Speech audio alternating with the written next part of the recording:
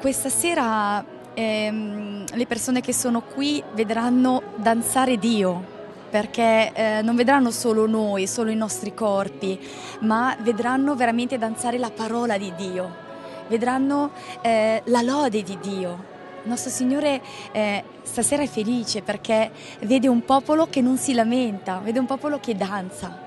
Per me la danza prima l'ho sempre vissuta come una realtà, come qualcosa che poteva coprire un vuoto che io avevo dentro. Quindi ho iniziato a danzare in realtà verso 19 anni, però danzavo pure in discoteca, la notte, sui cubi. Il mondo dello spettacolo mi ha sempre promesso la felicità, però una felicità che non ha mai mantenuto, perché in realtà la felicità io l'ho scoperta, Gesù.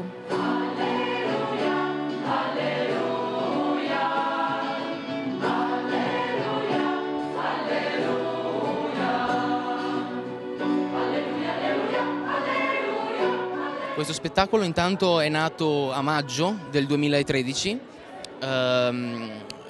insomma con l'organizzatrice del coro abbiamo pensato di fare insomma, questa messa cantata qua a Verbum Panis.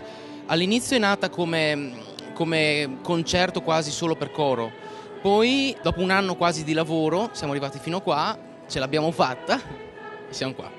La gente era entusiasta in maniera che abbiamo dovuto, proprio gli addetti, gli volontari del teatro, mandarli fuori a forza perché tutti volevano l'autografo di Soran, tutti insomma volevano stare lì assieme a lei, quindi una cosa meravigliosa. Io ancora devo vedere lo spettacolo, ma immagino che sarà sicuramente molto, prenderà molto, ecco.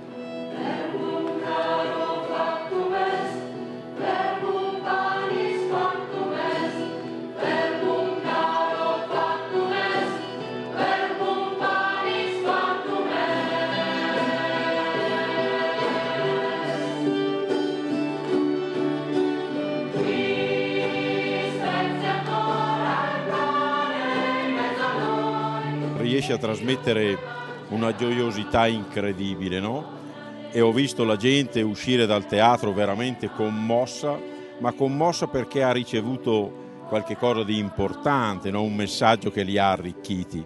Ecco, noi dovremmo concludere che per pregare bene tutto il nostro corpo deve partecipare alla preghiera. La Bibbia non parla mai, no, di anima e corpo, parla sempre di persona, un tutt'uno. E questa è l'occasione buona per farci capire che anche nella preghiera deve avvenire questo.